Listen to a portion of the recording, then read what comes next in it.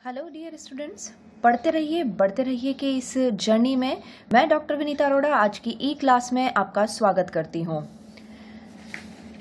आज का हमारा जो टॉपिक है वो है accounting treatment of variable income investment. Guys, इससे पहले की वीडियो में हमने बात की थी कि वेरिएबल इनकम इन्वेस्टमेंट क्या होता है, यानी इसके कंसेप्चुअल और थियोरिटिकल पूरे कंसेप्ट पर मैंने अपने पिछले वीडियो में बात की थी। इसे आप आई बटन पर क्लिक करके इसे देख सकते हैं या फिर आप डिस्क्रिप्शन बॉक्स में भी इसका लिंक देख सकते हैं।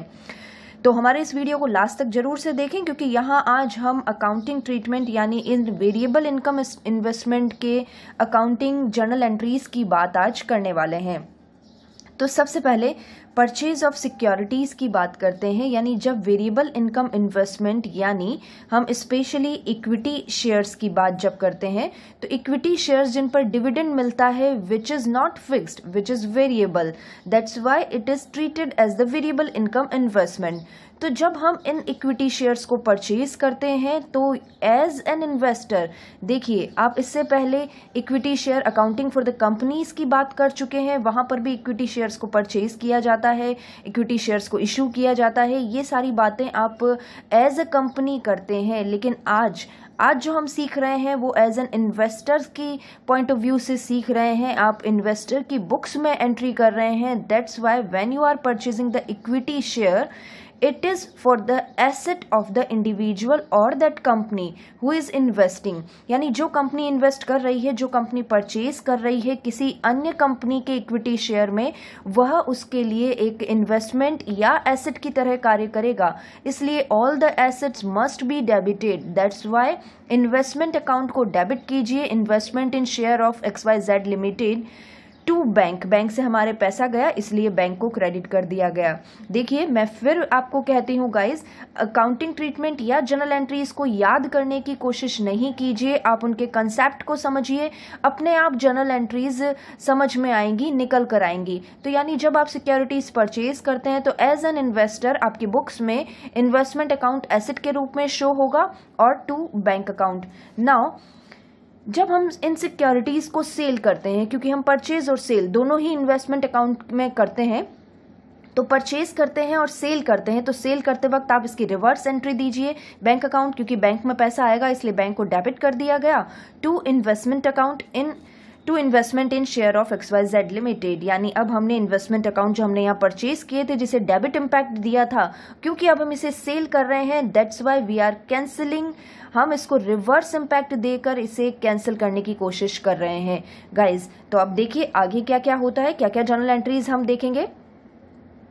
उससे पहले अमाउंट की थोड़ी बात कर लेते हैं। यदि हम सेल और परचेज करते समय जो अमाउंट लिख रहे हैं वो अमाउंट परचेज प्राइस और सेल प्राइस होना चाहिए। मेरे पिछले वीडियो में भी मैंने आपसे बात की थी, यहाँ पर भी परचेज प्राइस वही होगा जो हम फिक्स्ड इनकम इन्वेस्टमेंट के लिए करते हैं, यानी purchase price is equal to purchase value plus other expenses of which is creating for acquiring the securities। Securities को एक्वायर करने के लिए जो भी खर्चे किए जाएंगे वो सभी यहाँ पर एड ऑन कर दिए जाएंगे।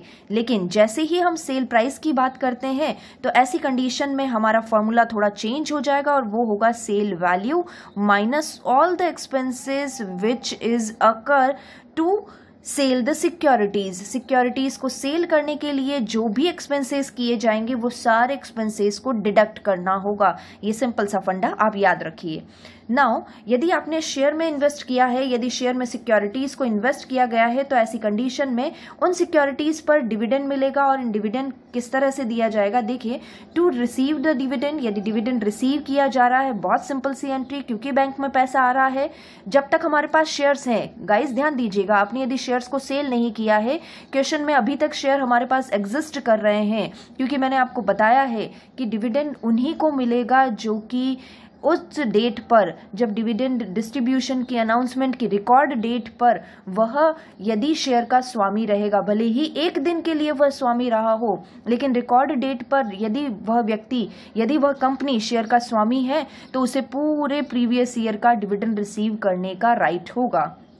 तो guys receive the dividend for that shares who are not sold yet, अभी तक सोल्ड नहीं हुए हैं उनके लिए receive the dividend bank account debit to dividend account, bank में पैसा आया, डिविडेंड के नाम से आया, bank account debit to dividend and total dividend received, no issue कि हमारे पास शेयर एक दिन के लिए रहा है, नो इशू कि हमने शेयर्स को बाद में परचेज किया है। यहाँ पर ये सारे एडजस्टमेंट पोस्ट और प्री इक्विजिशन पीरियड के अब हम करने वाले हैं। तो देखिए गाइज, यदि हम प्री इक्विजिशन पीरियड के डिविडेंड को लेना चाहते हैं तो प्री इक्विजिशन डिविडेंड क्या होता है, एक कैपिटल ट्रीटमेंट लेता है, कैपिटल प्रॉफिट की तरह काम करेगा। तो ऐसी स्थिति में guys dividend account debit to investment in share of XYZ limited, concept is that हमने आपको बताया था कि जो भी प्री इक्विजिशन डिविडेंड होता है उसको हम इन्वेस्टमेंट अकाउंट में ट्रांसफर करके इन्वेस्टमेंट की वैल्यू को कम कर देते हैं। देखिए, मान लीजिए आपने इन्वेस्टमेंट अकाउंट को यहाँ पर क्रिएट किया है 10,000 रुपये से, और मान लीजिए 1,000 रुपये का आपका प्री इक्विजिशन डिविडेंड रहा हो, तो ये प्री इक्विजिशन डिविडेंड 1,000 रुपये आपने यहाँ पर लिख दिया।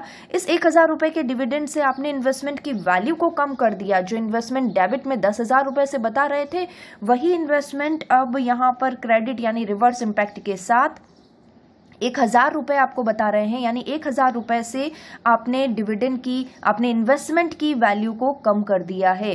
तो जो भी प्री इक्विजिशन प्रॉफिट होता है because of the capital treatment, हम इसे इन्वेस्टमेंट अकाउंट में ही ट्रांसफर कर देते हैं। इससे इन्वेस्टमेंट की वैल्यू डिक्रीज हो जाएगी।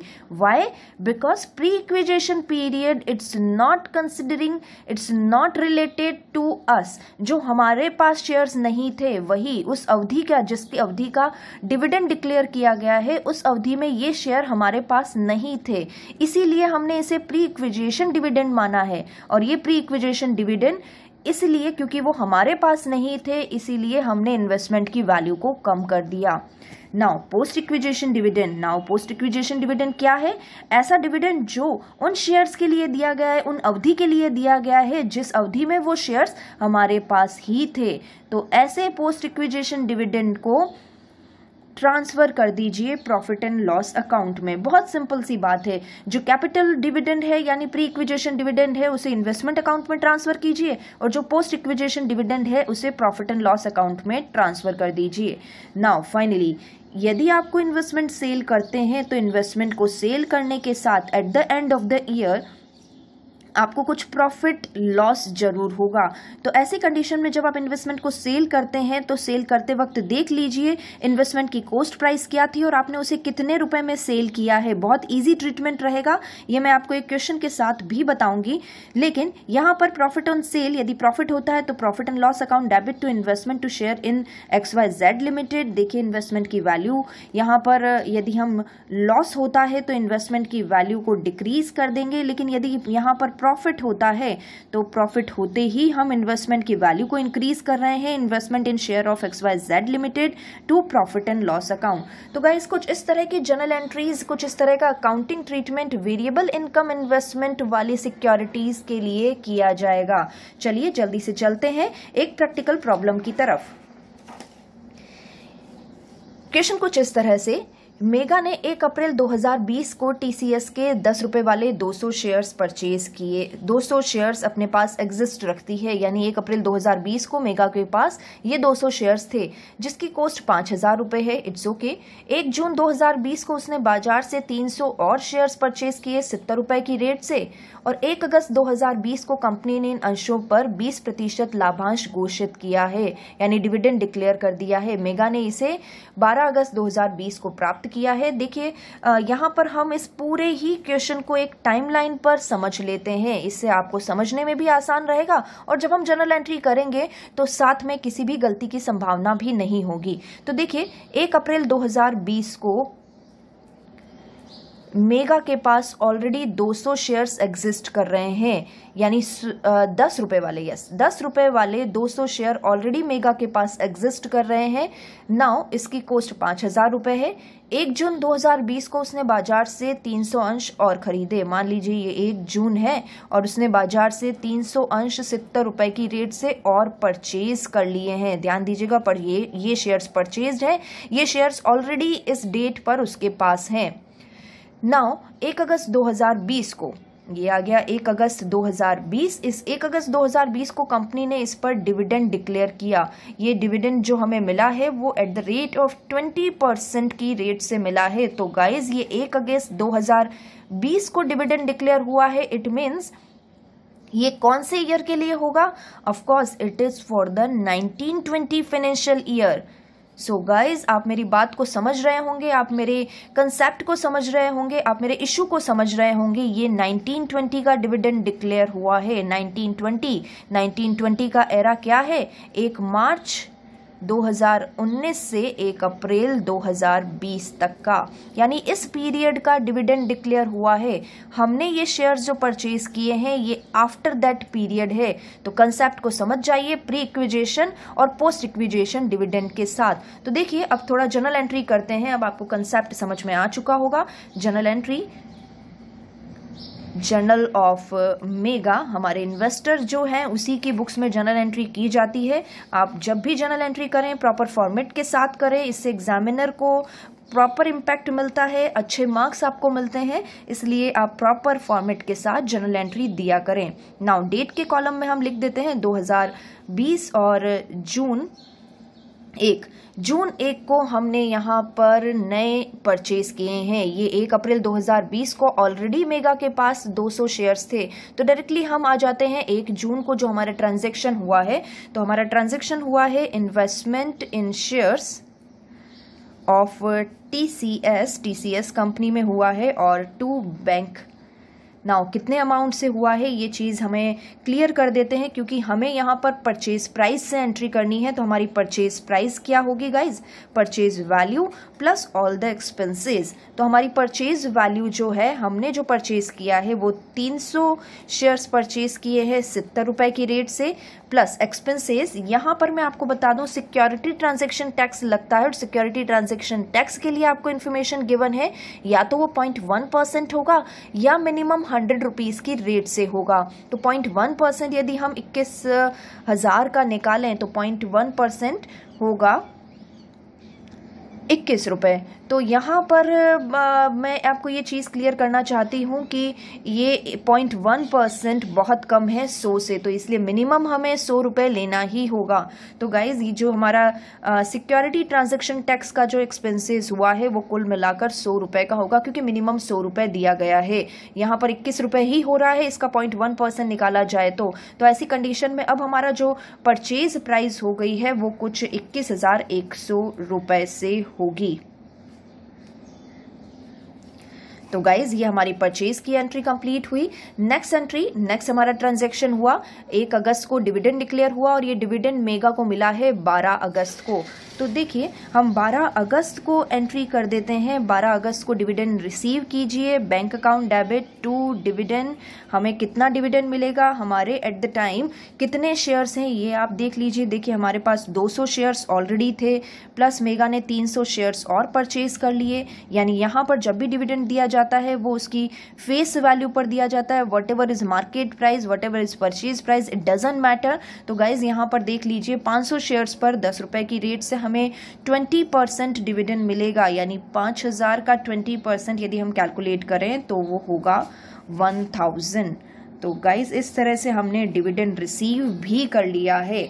बट अभी आप हमारे कंसेप्ट पर अब आइए। हमारा कंसेप्ट जो कहता है वो ये कि अब इस कंप्लीट डिविडेंड को पोस्ट और प्री में बांट दीजिए। देखिए इस टाइमलाइन से हम कैलकुलेट कर लेते हैं। 200 शेयर्स पर जो डिविडेंड है वो पोस्ट इक्विजिशन पीरियड का है, लेकिन ये 300 शेयर्स पर है वो प्री इक्विजिशन पीरियड का है। यानी प्री इक्विजिशन पीरियड क्यों? क्योंकि ये जो डिविडेंड डिक्लेयर हुआ है जो कि 1 मार्च 2019 से 1 अप्रैल 2020 तक के लिए हुआ है, उस समय हमारे पास ये 300 शेयर्स नहीं थे। इसलिए इन 300 शेयर्स पर जो डिविडेंड डिक्लेयर हुआ है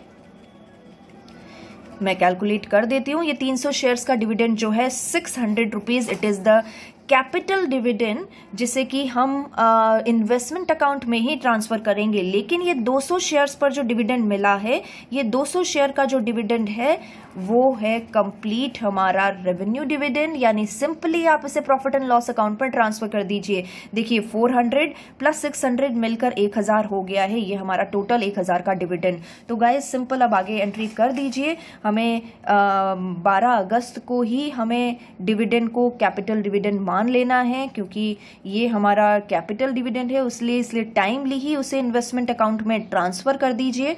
तो investment in shares of TCS हमारा अमाउंट कैलकुलेटेड है 600 रुपीज़ से हमारा कैपिटल डिविडेंड हुआ। और इसी तरह से at the end of the year यानी 2021 31 मार्च at the end of the year ये डिविडेंड जो हमारा रेवेन्यू डिविडेंड है उसे प्रॉफिट एंड लॉस अकाउंट में ट्रांसफ़र कर दीजिए। यानी ये 400 का डिविडेंड जो बचा है वो पोस्ट इक्विजेशन पीरियड का डिविडेंड है, इसलिए हम इसे eight the end of the year profit and loss account में ट्रांसफ़र कर देंगे। सो गाइज इस तरह से ये जर्नल एंट्रीज मैंने आपके सामने रखी है। एक बहुत छोटा सा क्वेश्चन मैंने आपके सामने लिया था। तो गाइज आज की क्लास यहीं ख़त्म होती है।